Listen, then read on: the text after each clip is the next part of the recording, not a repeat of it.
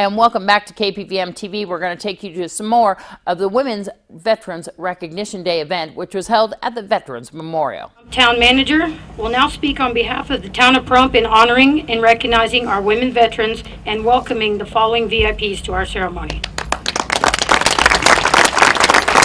Thank you very much. You know, Brandy talked a little bit about the history, and I don't think that we can sort of gloss over it quite that quickly because it's been a long road. So I'd like to take maybe 5 or 6 minutes, and let's take us from the beginning to where we are today.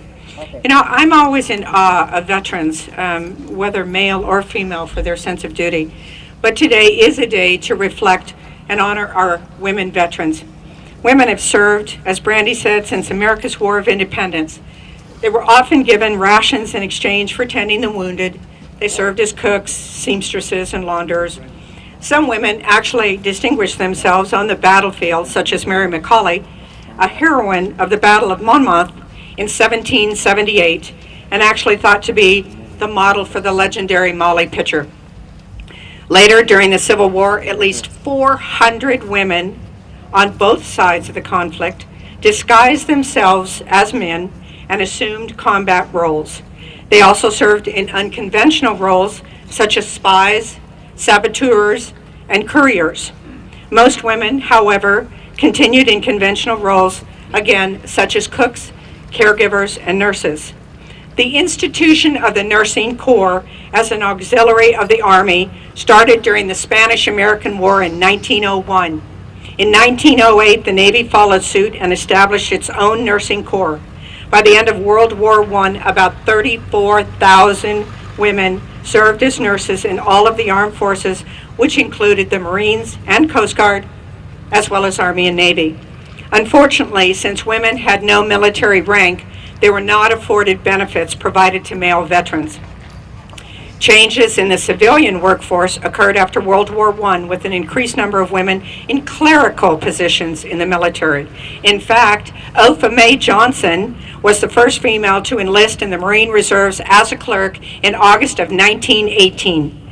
At the end of World War I, nearly 20,000 women were serving out of the 12 million in the armed forces.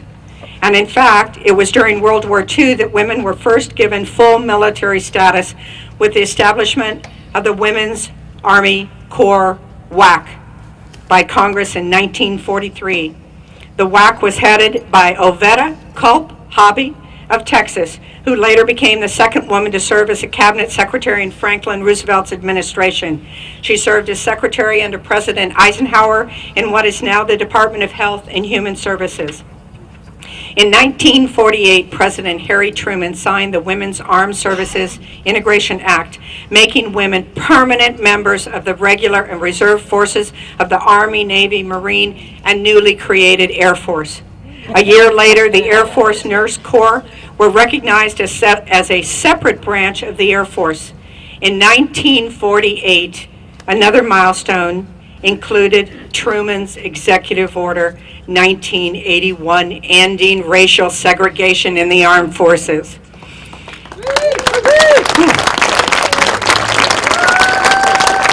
At its peak, the number of women in the armed forces during the Korean conflict was about 48,700, declining to about 35,000 by war's end in June 1955, and roughly 1/3 in nursing and health-related jobs.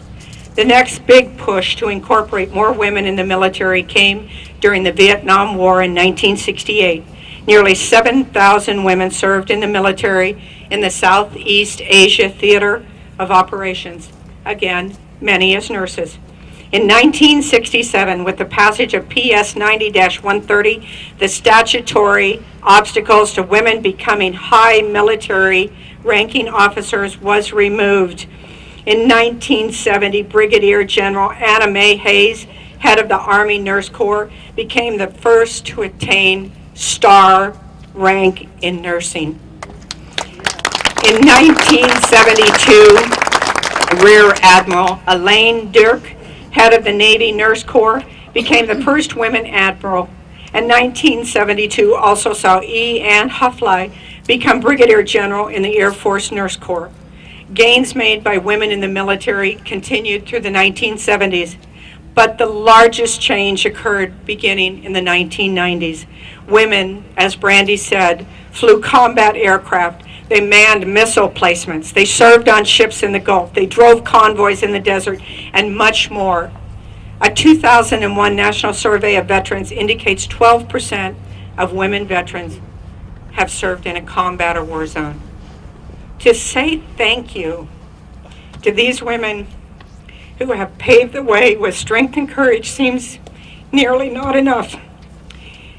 But we can always remember and pray for those who have served and continue to serve to preserve the gift of life and freedom. On behalf of the town of Pahrump, I thank all veterans, and particularly on today, thank you, each and every one of you, our women veterans.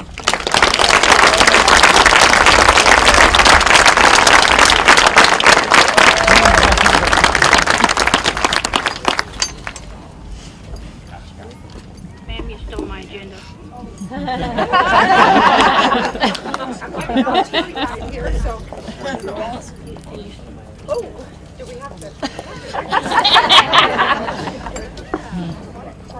It's okay, ma'am. I don't think you're the only one crying out there. Oh, I hope not. I hope not. What an honor for me to welcome and recognize our dignitaries. And I really have to start with someone that I consider an old friend, Senator Dean Heller. Are you paying attention? And his staff. We've got Michael Klein. We've got Margot. Don't you want to come up and say something? You want me to pick someone else? Yes? I haven't seen you in a while.